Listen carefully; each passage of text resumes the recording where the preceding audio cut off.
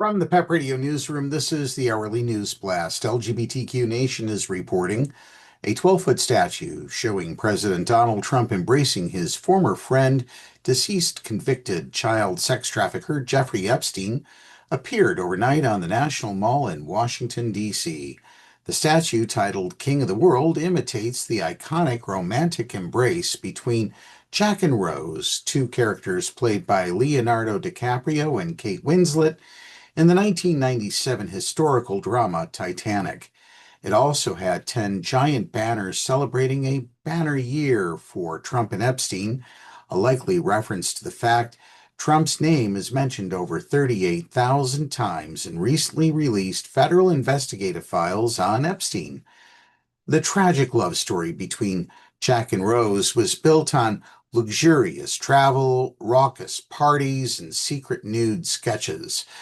The statue's plaque reads, "This monument honors the bond between Donald Trump and Jeffrey Epstein, a friendship seemingly built on luxurious travel, raucous parties, and secret nude sketches." The mention of nude sketches likely refers to a drawing suggesting a nude female torso that was included on a signed birthday letter to Epstein, in which Trump referred to Epstein as a terrific guy. Trump later claimed that the letter was fake. In other news, Advocate is reporting the Trump administration has ordered federal prisons to begin tapering hormone therapy for incarcerated transgender people. Physicians say that it could inflict immediate psychological distress and long-term medical harm on a vulnerable population.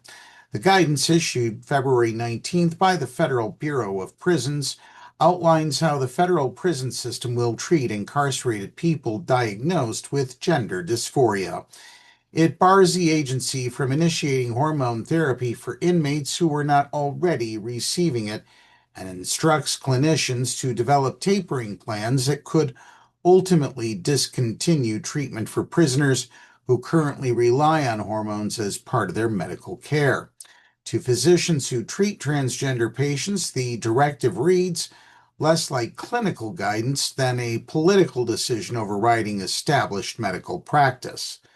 From a medical point of view, this is alarming because it's essentially saying that a form of evidence-based care will no longer be provided to people under the purview of the Bureau of Prisons.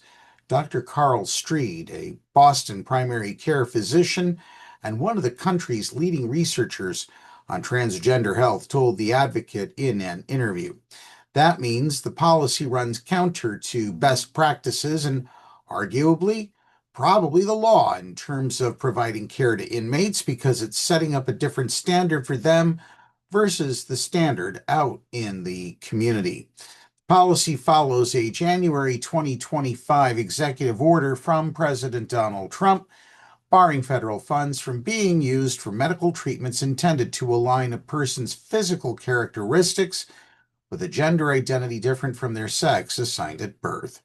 That's News Blast for this hour. PEP Radio is available on the Live 365 app, the PEP Radio page at paequality.com, Roku, and Alexa. Up next, we have the Meadville area weather forecast here on PEP Radio.